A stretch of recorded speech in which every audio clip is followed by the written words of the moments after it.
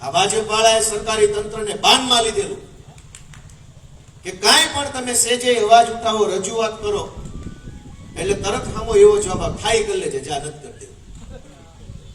હવે શું થયું છે ખબર છે? આ ચૂંટણીનું પરિણામ આવ્યા પછી કેટલાક કામ તો એમનેમ થવા માંડ્યા. ખાલી એમ કે ભાઈ ગોપાલભાઈ ફોન કરું, આને બોલાવો, સારું સારું થવા માંડ્યું. હું સાચું બોલું છું ખોટું? કેટલાયના કામ પાટે ચડવા માંડ્યા છે. હરખ ઈ વાતનો છે, હરખ ઈ વાતનો છે કે આટલા વર્ષ સુધી જનતાએ ઘણા નેતા ઘણી પાર્ટી ઉપર અખતરા કર્યા. ભાજપમાં તો જવું નહોતું, ભાજપને મત દેવો નહોતો, ભાજપ હાલે એમ નહોતું, પણ સામે જેટલા અખતરા કર્યા ને એમાંય તે ફેલ ગયા, એમાંય હતાશ થયા, એમાંય નિરાશ થયા, એમાંય થાક્યા હતા કે આમ નો ઠર્યા પણ આમય નથી ઠરતા. એટલી બધી નિરાશા, એટલો બધી હતાશા, એની વચ્ચે તમે બધાએ એક હજરબમ માણસ હજરબમ પાર્ટી જીતી ગઈ ને એ વાતનો હરખ આખા ગુજરાતને છે. હવે પાડી દે.